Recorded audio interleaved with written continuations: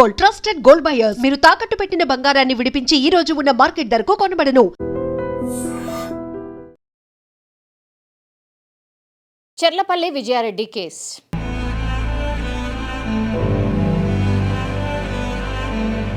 ఇంకా కూడా అన్సాల్వ్డ్. ఎందుకంటే ఏ రీజన్ కూడా చెప్పలేదు. ఇంకా అసలు మేము కనుక్కుంటున్నాము, దర్యాప్తులో ఉంది అన్నమాట పోలీసులు కూడా చెప్తున్నారు. యాజ్ వెల్ యాజ్ వాళ్ళ ఫ్యామిలీ మెంబర్స్, అంటే వాళ్ళ అన్నయ్య చిరంజీవి, ఇక వాళ్ళ అమ్మనైతే పెద్దగా ఏం రెస్పాండ్ కావట్లేదు. కానీ మొత్తం అంతా కూడా వాళ్ళ అన్ననే టేక్ ఓవర్ చేసిండ్రు. వాళ్ళ హస్బెండ్ ఇన్వాల్వ్మెంట్ కూడా అసలు ఆయనకి ఇన్ఫర్మేషన్ కూడా రావట్లేదు. ఎందుకంటే మనం మొన్న వెళ్ళి మాట్లాడినప్పుడు కూడా నాకేం ఇన్ఫర్మేషన్ ఏం చెప్పట్లేదమ్మా, పూర్తిగా అఫీషియల్గా ఎవరికి వెళ్తుంది ఇన్ఫర్మేషన్ అంటే ఇప్పుడు విజయారెడ్డి వాళ్ళ బ్రదర్కి మాత్రమే ఇన్ఫర్మేషన్ ఇస్తున్నారు. సో యాజ్ ఆఫ్ నౌ ఇప్పుడు మనం మాట్లాడుతున్న టైం వరకు కూడా ఈ కేసులో ఎలాంటి పురోగతి లేదు. ఇంకా కూడా దర్యాప్తు చేస్తున్నారు.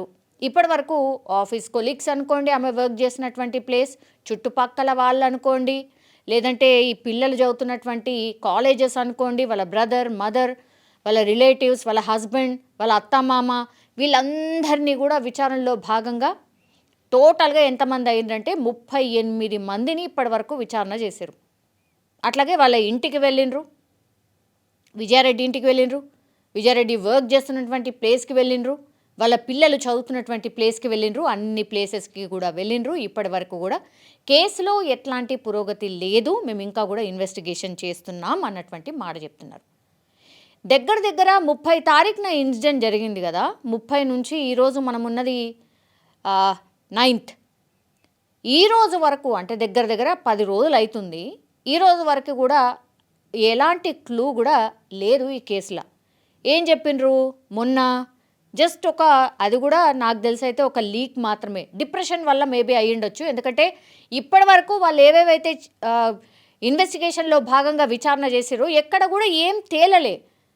అండ్ విచారణలో భాగంగా ఇప్పుడు విజయారెడ్డి వాళ్ళ అన్న, విజయారెడ్డి వాళ్ళ మమ్మీ, వీళ్ళిద్దరు కూడా గత కొన్ని రోజులుగా ఆమె డిప్రెషన్లో ఉన్నట్టు అనిపించింది, కొంత లోన్లీగా ఉన్నట్టు అనిపించింది అన్నటువంటి మాట ఇన్వెస్టిగేషన్లో చెప్పినట్టుగా చెప్తున్నారు.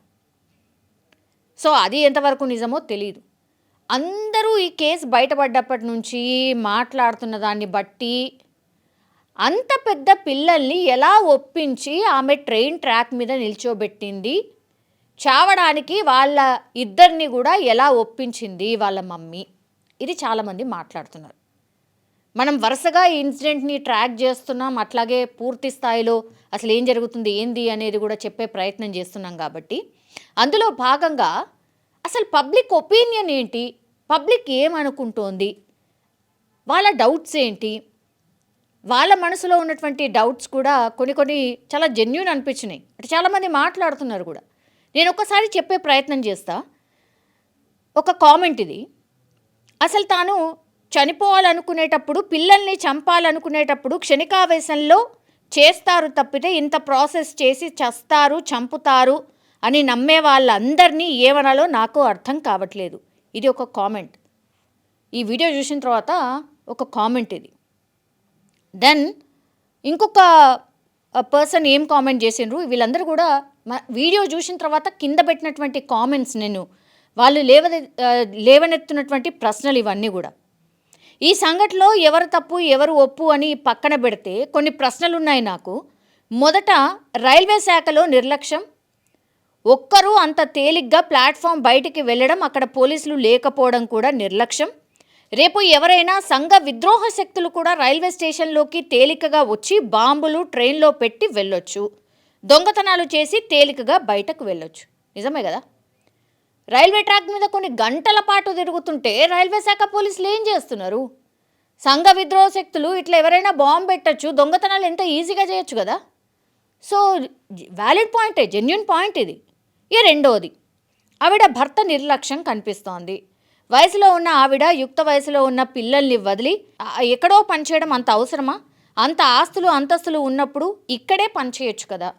ఇది సెకండ్ క్వశ్చన్. మూడవది, ఆవిడ మూర్ఖత్వం కనిపిస్తోంది. తాను పోతూ జీవితం చూడాల్సిన పిల్లల్ని కూడా ఆత్మహత్యకు ప్రేరేపించడం, ఒంటరితనం, డిప్రెషన్ అనే కారణం నమ్మకం కలగడం లేదు, భర్తతో కూడా అంత సఖ్యత లేదు అనిపిస్తోంది. ఇట్లా ఈ సంఘటనలో ఎన్నో క్వశ్చన్స్ నాకైతే అనిపిస్తున్నాయి అనేది ఇది ఇంకో ఒపీనియన్. ఇంకొకరు ఒపీనియన్ చూసి నాకు 35 సంవత్సరాలు ఒంటరిగా 2 పిల్లలను చదివించి పెళ్ళిళ్ళు కూడా చేసిన, ఎన్నో సమస్యలు ఉన్నాయి, ఒడిదుడుకులు ఎదుర్కొన్నాను నేను. కానీ ఏనాడు ఇలాంటి ఆలోచన చేయలేదు. పిల్లల్ని చంపడం లాంటి ఆలోచన రాలేదు. ఇప్పుడు వాళ్ళ లైఫ్ వాళ్ళ హ్యాపీగా గడుపుతుండే కదా. ఇప్పుడు ఇంకా ఎన్నో దారులు ఈ డిప్రెషన్ నుంచి బయటకు రావడానికి ఉన్నాయి కదా. సో ఏదో తెలియని సమస్య వచ్చింది ఆమెకి. చూద్దాం మన పోలీసుల అధికారులు ఏం చేస్తారో అనేది ఇంకొకరి ఒపీనియన్. యాక్చువల్లీ నా డిప్రెషన్ పేషెంట్ అట. నేను 2 సంవత్సరాల నుంచి డిప్రెషన్కి సంబంధించి మెడిసిన్ కూడా తీసుకుంటున్నాను. అయితే తను సూసైడ్ అటెంప్ట్ చేస్తుంది అని తెలిసి చాలా నార్మల్ కాన్ఫిడెంట్గా ఉంది చివరి మూమెంట్లో కూడా. ఒకవేళ డిప్రెషన్ ఉన్నవాళ్ళు అయితే ఇలానే హ్యాపీగా ఉంటారు. చనిపోతే ఈ బాధ అంతా పోతుంది, నాకు ఇకపై ఉండదు, ఏవి కూడా ఉండవు అన్న థాట్లోనే ఉంటారు. ఇంకోటి, తన ఆఫీస్లో తనకి వేరే ఏమైనా సమస్యలు ఉన్నాయేమో, అందుకే ఇలా చేసిందేమో అనేది ఇంకోటి. దాని తర్వాత ఇంకో ఒపీనియన్ ఏం చెప్తున్నారంటే, పిల్లలు ఇన్ జనరల్లీ అమ్మా నాన్నతోని చాలా ఫ్రెండ్లీగా ఉంటున్నారు అండ్ వీళ్ళ మదర్తోని కూడా చాలా ఫ్రెండ్లీగా ఉంటారు అని చెప్తున్నారు కదా. సో అంత ఫ్రెండ్లీగా ఉన్న ఆవిడ ఏదైనా సరే షేర్ చేసుకోవచ్చు కదా. షేర్ చేసుకోకుండా లాస్ట్ మూమెంట్ వరకు కూడా సస్పెన్స్లో పెట్టి వాళ్ళకి ఏమాత్రం కూడా క్లూ ఇవ్వకుండా ఆ ట్రాక్ మీద అటు ఇటు నడుస్తున్నట్టుగా చేసి మేబీ ట్రైన్ రాగానే గట్టిగా హక్ చేసుకొని చనిపోయేలాగా చేసిందేమో. అండ్ పిల్లలు ఇంకో ఒపీనియన్ కూడా, పిల్లలు దట్టు చిన్నపిల్లలు కూడా కాదు, అసలు చిన్నపిల్లలే ఎంత హుషారుగా ఉంటున్నారు. అట్లాంటి పిల్లలే అసలు చావు ఎదురుగా వస్తుంది అని అంటే తప్పించుకొని అసలు పారిపోతారు. అట్లాంటిది ఆ పిల్లలే మదర్తో పాటు ఎట్లా నిల్చున్నారు? కనీసం వాళ్ళు చెప్పే ప్రయత్నం చేయలేదా?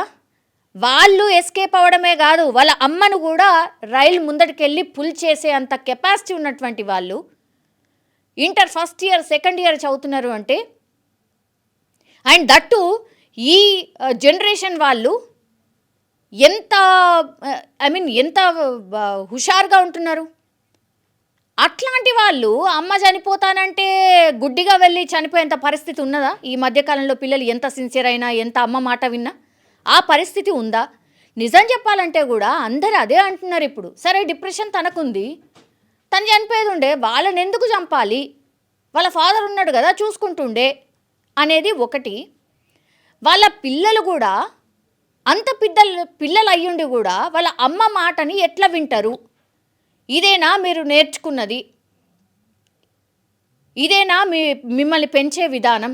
ఇట్లాంటివి కూడా చాలామంది మాట్లాడుతున్నారు. అంటే ఈ ఇన్సిడెంట్ చాలామంది పేరెంట్స్ మీద, చాలామంది పిల్లల మీద కూడా ప్రభావం చూపించింది. ఇది ఎక్కడా ఏ రీజన్ లేదు, ఎక్కడా ఏ క్లూ లేదు. తీరా చూస్తేనేమో ట్రాక్ మీద 3 చనిపోతారు. ఎట్లా? ఎలాంటి క్లూ లేదని పోలీసు వాళ్ళు చెప్తారు. సీసీ కెమెరాలో ఏం లేదు, ఆమె ఫోన్లో ఏం లేదు, ల్యాప్టాప్లో ఏం లేదు. దగ్గర 38 మంది విచారణ చేస్తే వాళ్ళు ఏం చెప్పట్లేదు, ఎక్కడ ఏ డౌట్ లేదు అంటున్నారు. చుట్టుపక్కల వాళ్ళని చూస్తేనేమో అందరూ కూడా క్లీన్ చిట్ ఇస్తున్నారు. మరి ఏమై ఉంటుంది? కొంతమంది అయితే ఇక మాట్లాడద్దు కానీ అనద్దు కానీ బ్లాక్ మ్యాజిక్ ఏదైనా జరుగుంటుంది అంటున్నారు. మరి ఈ రోజుల్లో కూడా చదువుకున్న వాళ్ళం మనం కూడా ఇట్లా మాట్లాడితే అసలు నాకైతే నాన్ సెన్స్ అయితే అనిపించింది. అండ్ ఇంకో మాట కూడా చెప్తున్నారు. ఇప్పుడు మొన్న ఫోరెన్సిక్ దాంట్లో ఫైర్ యాక్సిడెంట్ ఒకటి జరిగిందా?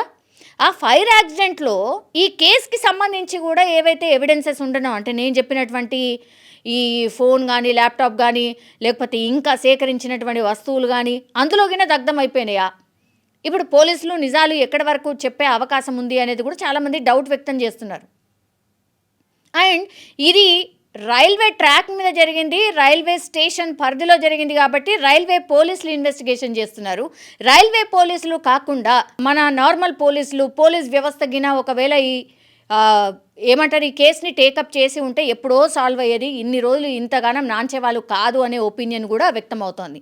మరి నిజం చెప్పాలంటే కూడా రైల్వే పోలీసుల నుంచి ఈ కేసుని నార్మల్ పోలీసులకు ట్రాన్స్ఫర్ చేసుకోవచ్చా లేదా, లీగల్లీ ఎట్లుంటుందో నాకైతే తెలియదు. కానీ అండ్ ఇంకోటి, సైకియాట్రిస్టులు కానీ సైకాలజిస్టులు కానీ మీరు చెప్పాల్సింది ఏంటి అని అంటే, నిజంగా డిప్రెషన్ అనే అంటున్నారండి ఈ కేసు.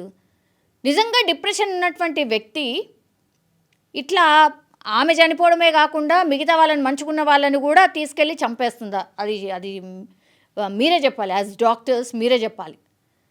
సో ఇట్లా ఎన్నో డౌట్స్, ఇంకా ఎన్నో క్వశ్చన్ మార్క్స్. చూడాలి ఈ కేసులో నిజంగా పోలీసులు ఏం ఇన్వెస్టిగేషన్ చేస్తారు అనేది ఒకటి.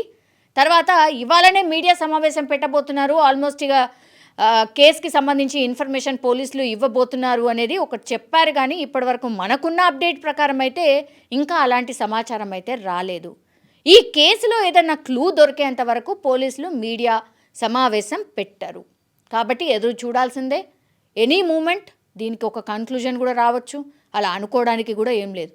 చూద్దాం మరి విజయారెడ్డికి నిజంగా ఈ కేసులో ఏం జరుగుంటుంది, ఆ ఫ్యామిలీ ఇంత భయంకరంగా సఫర్ కావడానికి రీజన్ ఏంటి, ప్రతి ఒక్కరూ మాట్లాడుతున్నటువంటి ఈ కేసుకి సంబంధించి పోలీసులు ఏం తేల్చబోతున్నారు చూడాల్సిందే.